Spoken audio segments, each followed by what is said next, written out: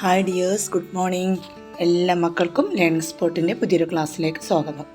ഇന്നത്തെ ക്ലാസ് 1ാം ക്ലാസ്സിലെ മലയാളത്തിലെ 5ാമത്തെ യൂണിറ്റ് ആയിട്ടുള്ള നമ്മളൊന്നിലെ ചെടിക്ക് മുദ്ദുകൊണ്ടത് എന്ന പാഠത്തിലെ റൊട്ടി എന്ന കവിതയാണ്. കുട്ടികളെ, നിങ്ങൾ എന്താണ് ഇവിടെ ചിത്രത്തിൽ കാണുന്നത്? കുട്ടികൾ സന്തോഷത്തോടെ കൂട്ടം ചേർന്ന് നിൽക്കുന്നത്, ഒരുമിച്ച് കളിക്കുന്നതും സ്കൂൾ ബാഗും തുറന്ന് വെച്ച ഒരു ചോറ്റുപാത്രം ചിത്രത്തിൽ കാണാം അല്ലേ?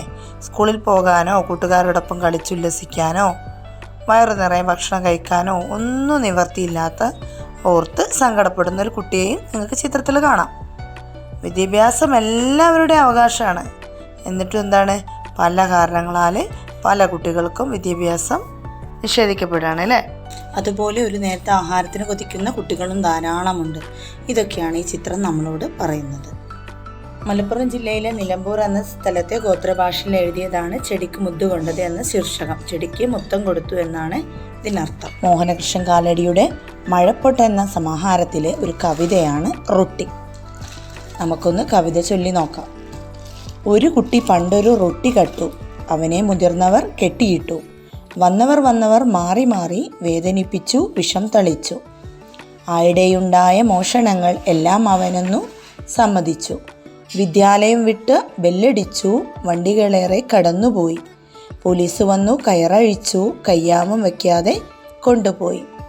പായുന്ന ജീപ്പിലെ പോലീസുകാരന് ചാരിയുറക്കം പിടിച്ചിടുമ്പോൾ നിക്കറിൻ കീശയിൽ ഇക്കിളിയാക്കുന്നു വക്കത്തു ലേശം നനഞ്ഞ റൊട്ടി. വളരെ മനോഹരമായിട്ടുള്ളൊരു കവിതയാണ് അല്ലേ? എന്താണ് നിങ്ങൾ ഈ കവിതയിൽ നിങ്ങൾക്ക് എന്താണ് മനസ്സിലായിട്ടുള്ളത്? എന്താണ് ഈ ചിത്രം നിങ്ങളോട് പറയുന്നത്? നമുക്കൊന്ന് നോക്കാം. കവിതയിലേക്ക്. വിശപ്പ് കൊണ്ടൊരു കുട്ടി റൊട്ടി മോഷ്ടിക്കുന്നതും തുടർന്ന് അവന് നേരിടേണ്ടി വന്ന ദുരനുഭവങ്ങളുമാണ് ഈ കവിതയിലുള്ളത്. റൊട്ടി മോഷ്ടിച്ചതറിഞ്ഞ് കുട്ടിയെ മുതിർന്നവർ കെട്ടിയിട്ടു. വന്നവർ മാറി മാറി അവനെ വാക്കുകൊണ്ടും പ്രവൃത്തി കൊണ്ടും വേദനിപ്പിച്ചു. അടുത്ത നാളുകളിലുണ്ടായ എല്ലാ മോഷണങ്ങളും അവൻ്റെ തലയിൽ അവർ കെട്ടിവെച്ചു. ഒടുവിലെല്ലാം അവന് സമ്മതിക്കേണ്ടി വന്നു. കെട്ടിയിട്ട നിലയിൽ അവന് വൈകുന്നേരം വരെ പൊതുവഴിയിൽ നിൽക്കേണ്ടി വന്നു. സംഭവം അറിഞ്ഞെത്തിയ പോലീസ് അവനെ ജീപ്പിൽ കയറ്റി കൊണ്ടുപോയി. ഓടിക്കൊണ്ടിരുന്ന വണ്ടിയിൽ പോലീസുകാരനെ ചാരിയിരുന്ന് അവൻ ഉറങ്ങി. നിക്കറിൻ്റെ പോക്കറ്റിൽ അപ്പോഴും അല്പം അരികു നനഞ്ഞ റൊട്ടിയുടെ തണുപ്പ് അവനെ ഇക്കിളിയാക്കി കൊണ്ടിരുന്നു. ഇതാണ് റൊട്ടി എന്ന കവിതയിൽ പറയുന്നത്. റൊട്ടി മോഷ്ടിച്ചതാണല്ലേ? അപ്പോഴോ അത് കണ്ടുപിടിച്ച് നാട്ടുകാരവനെ കെട്ടിയിട്ട് അവൻ്റെ മേൽ എന്താണ് അവിടെയുള്ള എല്ലാ കുറ്റങ്ങളും ആരോപിച്ചു. അതുപോലെ അവനെ വാക്കുകൾ കൊണ്ട് വിഷം തെളിച്ചു എന്നാണ് ഇവിടെ കവി പറയുന്നത്. കാരണം ഇവനെ ചെയ്യാത്തതും ചെയ്തതും എല്ലാമായിട്ടുള്ള കുറ്റങ്ങൾ ഇവൻ്റെ മേൽ ആരോപിച്ചു, അവനെ ഉപദ്രവിച്ചു. വൈകുന്നേരം വരെ അവൻ എന്ത് ചെയ്തു? ആ വെയിലും കൊണ്ട് ആ പൊതുവഴിയിൽ അങ്ങനെ നിൽക്കേണ്ടി വന്നു. അവസാനം എന്താണ്, പോലീസുകാർ വന്നിട്ടാണ് അവനെ ജീപ്പിൽ കയറ്റി കൊണ്ടുപോയത് അല്ലേ? കയ്യാമം വെക്കാതെ കൊണ്ടുപോയി. ഓടിക്കൊണ്ടിരിക്കുന്ന ജീപ്പ് ചാരിയിരുന്ന് അവൻ ഉറങ്ങി. നിക്കറിൻ്റെ പോക്കറ്റിൽ എന്താണ്, അപ്പോഴും അരികു നനഞ്ഞ റൊട്ടിയുടെ തണുപ്പ് അവനെ ഇക്കിളിയാക്കിയിരുന്നു. ഈ റൊട്ടി എന്ന കവിത എഴുതിയ മോഹനകൃഷ്ണൻ കാലടിയെക്കുറിച്ച് അല്പകാര്യങ്ങൾ നമുക്ക് പഠിക്കാം. മലയാള കവി 1978 മലപ്പുറം ജില്ലയിലെ കാലടിയിൽ ജനിച്ചു. കേരള ശാസ്ത്ര സാഹിത്യ പരിഷത്ത് പ്രസിദ്ധീകരണമായ ശാസ്ത്ര കേരള മാസികയുടെ പത്രാധിപ സമിതിയിൽ അംഗമായിരുന്നു. മട്ടന്നൂർ PR NSS കോളേജിൽ രസതന്ത്ര വിഭാഗം അധ്യാപകനായിരുന്നു. ഇപ്പോൾ കോഴിക്കോട് സർവകലാശാലയിൽ ഗവേഷണം നടത്തുന്നു. പ്രധാന കൃതികൾ പന്ത് കായ്ക്കും കുന്ന്, ഭൂതക്കട്ട, പാലൈസ്, മഴപ്പൊട്ടൻ, മാമ്പഴപ്പാത. പാലൈസ് എന്ന കൃതിക്ക് കേരള സാഹിത്യ അക്കാദമിയുടെ കനകശ്രീ എൻഡോമെന്റ് പുരസ്കാരം ലഭിച്ചിട്ടുണ്ട്. പാഠപുസ്തകത്തിലെ പ്രവർത്തനങ്ങൾ നമുക്കൊന്ന് നോക്കാം. 1ാമത്തെ ചോദ്യം, താളമിട്ടു കവിത ചൊല്ലൂ. കൂട്ടുകാർ ഈ കവിത ഈണത്തിലും താളത്തിലും ചൊല്ലി അവതരിപ്പിക്കൂ. 2ാമത്തെ ചോദ്യം, വന്നവർ മാറി മാറി വേദനിപ്പിച്ചു, വിഷം തളിച്ചു. വിഷം തളിച്ചു എന്നതുകൊണ്ട് എന്തായിരിക്കും സൂചിപ്പിക്കുന്നത്? എന്തിനേയും നശിപ്പിക്കാൻ ശക്തിയുള്ളതാണെന്ത്? വിഷം നിറഞ്ഞ വാക്കുകൾ അല്ലെങ്കിൽ മോശം വാക്കുകൾ കൊണ്ട് ഒരാളിൻ്റെ മനസ്സിനെ തളർത്താൻ കഴിയും. വിശപ്പ് മൂലം റൊട്ടി മോഷ്ടിച്ച കുട്ടിയെ മുതിർന്നവർ മോശം വാക്കുകൾ കൊണ്ട് വേദനിപ്പിച്ചു. ഇതാണ് വിഷം തളിച്ചു എന്നതുകൊണ്ട് സൂചിപ്പിക്കുന്നത്. വിശപ്പ് സഹിക്കാൻ കഴിയാതെയാണ് അവൻ റൊട്ടി മോഷ്ടിച്ചതെന്ന് തിരിച്ചറിയാനോ ക്ഷമിക്കാനോ മുതിർന്നവർക്ക് കഴിയുന്നില്ല. 3ാമത്തെ ചോദ്യം എന്താണ്? നിക്കറിൻ കീശയിൽ ഇക്കിളിയാക്കുന്നു വക്കത്തു ലേശം നനഞ്ഞ റൊട്ടി. റൊട്ടി ഇക്കിളിയാക്കുമോ? എന്താണ് ഇതിൻ്റെ അർത്ഥം? വിശപ്പ് കൊണ്ടാണ് കുട്ടി റൊട്ടി മോഷ്ടിച്ചത്. അത് തിന്നാനായി വായിലേക്ക് വെച്ചപ്പോഴേക്കും ആളുകൾ വന്ന് അവനെ പിടികൂടി. അവർ അവനെ ചീത്ത പറയുകയും ഉപദ്രവിക്കുകയും കെട്ടിയിടുകയും ഒക്കെ ചെയ്തു. കടിച്ചു തുടങ്ങിയിരുന്ന റൊട്ടി ആളുകളെ കണ്ടപ്പോഴേ അവനെ കീശയിൽ തിരികെയിരുന്നു. ഉമിനീര് പറ്റിയ റൊട്ടിയുടെ നനവാണ് അവൻ്റെ ദേഹത്ത് തൊട്ടി ഇക്കിളിയാക്കിയത്. ശരീരത്തിൽ നനവ് തട്ടുമ്പോൾ ഉണ്ടാകുന്ന അനുഭവമാണ് ഇക്കിളിയാക്കുക എന്നതുകൊണ്ട് അർത്ഥമാക്കുന്നത്. റൊട്ടിയുടെ വക്ക് ലേശം നനഞ്ഞത് എങ്ങനെയായിരിക്കും? വിശന്ന് വലഞ്ഞിരിക്കുന്നവൻ ആഹാരം കാണുമ്പോൾ കൊതി കൊണ്ട് വായിൽ വെള്ളം നിറയും. വിശപ്പ് കൊണ്ട് റൊട്ടി മോഷ്ടിച്ച കുട്ടി ആർത്തിയോട് അത് വായിലേക്ക് വെച്ചതേ ആളുകൾ അവനെ പിടികൂടി. അവൻ്റെ വായിൽ നിറഞ്ഞ ഉമിനീര് പറ്റിയാണ് റൊട്ടിയുടെ വക്ക് നനഞ്ഞത്. അടുത്ത ചോദ്യം നോക്കൂ. കവിതയിൽ വിവരിച്ച സംഭവം ക്രമമായി എഴുതൂ. ഒരിക്കലൊരു കുട്ടി റൊട്ടി കട്ടു. അതിനവനെ മുതിർന്നവർ പിടിച്ച് കെട്ടിയിട്ടു. ഇത് കണ്ട് വന്നവരെല്ലാം അവനെ വാക്കുകൾ കൊണ്ടും പ്രവൃത്തി കൊണ്ടും മാറി മാറി വേദനിപ്പിച്ചു. അടുത്ത കാലത്തുണ്ടായ മോഷണങ്ങളെല്ലാം നടത്തിയത് അവനാണെന്ന് ആളുകൾ അവനെ കൊണ്ട് സമ്മതിപ്പിച്ചു. വൈകുന്നേരമായി വിദ്യാലയം വിട്ട് കുട്ടികളെല്ലാം വീട്ടിലേക്ക് പോയി തുടങ്ങി. വണ്ടികളും ധാരാളം കടന്നുപോയി. അപ്പോഴാണ് പോലീസ് വന്ന് കയറഴിച്ച് അവനെ ജീപ്പിൽ കയറ്റി കൊണ്ടുപോയത്. വിലങ്ങി വെക്കാതെയാണ് അവനെ അവർ കൊണ്ടുപോയത്. ക്ഷീണം കൊണ്ടാവാം വായന ജീപ്പിൽ പോലീസുകാരനെ ചാരിയിരുന്ന് അവൻ ഉറങ്ങി. അപ്പോൾ നിക്കറിൻ്റെ കീശ് തിരികെ വെച്ചിരുന്ന വക്ക് ലേശം കടിച്ച റൊട്ടിയുടെ നനവ് അവനെ ഇക്കിളിയാക്കി.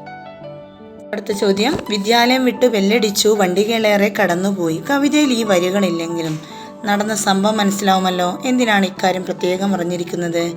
റൊട്ടി മോഷ്ടിച്ചതിന് കുട്ടി ആളുകൾ ഉപദ്രവിക്കുകയും മോശം വാക്കുകൾ കൊണ്ട് വേദനിപ്പിക്കുകയും കയറുകൊണ്ട് കെട്ടിയിടുകയും ചെയ്തു. ആ വഴി കടന്നു പോയവരെല്ലാം അവനെ പരിഹസിക്കുകയല്ലാതെ കെട്ടഴിച്ചു വിടാനോ കരുണ കാണിക്കാനോ പോലും തയ്യാറായില്ല. വൈകുന്നേരം വരെ ചൂടും പൊടിയും സഹിച്ച് കയറുകൊണ്ട് ബന്ധിക്കപ്പെട്ട നിലയിൽ അവനെ തുടരേണ്ടി വന്നു. വിദ്യാലയം വിട്ട് കുട്ടികളൊക്കെ പോകാൻ തുടങ്ങി. ധാരാളം വണ്ടികളും കടന്നുപോയി. അപ്പോഴാണ് പോലീസ് വന്ന് കയറഴിച്ച് അവനെ ജീപ്പിൽ കയറ്റി സ്റ്റേഷനിലേക്ക് കൊണ്ടുപോയത്. വൈകുന്നേരം ആകുമ്പോൾ വീട്ടിലെത്തണമെന്ന് ഉത്കണ്ഠ ഏതൊരു കുട്ടിക്കും ഉണ്ടായിരിക്കും. വണ്ടികളൊക്കെ പോയിട്ടും വിട്ട് തിരിച്ചെത്താത്ത കുട്ടിയെയും കാത്ത് ഉത്കണ്ഠയോടെ വീട്ടിൽ അമ്മ കാത്തിരിക്കുന്നുണ്ടാവും. ഈ സൂചനയും ഈ വരികളിലൂടെ നമുക്ക് വായിക്കാം. ഈ റൊട്ടി എന്ന കവിതയിൽ പറഞ്ഞതുപോലുള്ള സംഭവം മുൻപ് നമ്മുടെ കേരളത്തിലുണ്ടായിട്ടുണ്ട്. ഈ ചിത്രം കണ്ടില്ലേ? മനോദൗർബല്യമുള്ള ദരിദ്രനായ ഒരു ആദിവാസി യുവാവാണ് മധുവിൻ്റെ ചിത്രമാണിത്. ഒരു കടയിൽ നിന്ന് അരിയും മറ്റു പലചരക്ക് സാധനങ്ങളും മോഷ്ടിച്ചെന്ന് ആരോപിച്ച് ആൾക്കൂട്ടം എന്ത് ചെയ്തു? മധുവിനെ കെട്ടിയിട്ട് മർദ്ദിച്ചു. കൈകളിൽ ലുങ്കി കൊണ്ട് കെട്ടി കനമുള്ള ചാക്ക് കെട്ട് തലയിൽ വെച്ച് കൊടുത്ത് 4 കിലോമീറ്ററോളം മധുവിനെ എന്ത് ചെയ്തു? ആൾക്കൂട്ടം നടത്തിച്ചു. നടക്കുന്നതിനിടയിലും മർദ്ദിച്ചു. കൂട്ടത്തിൽ ആരോ പോലീസിനെ വിവരം അറിയിച്ച് പോലീസ് എത്തി അവശനായിട്ടുള്ള മധുവിനെ ആശുപത്രിയിൽ എത്തിക്കുമ്പോഴേക്കും അവന് കുഴഞ്ഞു വീണ് മരിച്ചിരുന്നു. 42 മുറിവുകളുണ്ടായിരുന്നു മധുവിൻ്റെ ശരീരത്തിൽ. ആ ചിത്രങ്ങളൊക്കെ നമ്മുടെ വീഡിയോകളൊക്കെ സമൂഹ മാധ്യമങ്ങളിൽ ഉണ്ടായിട്ടുണ്ട്.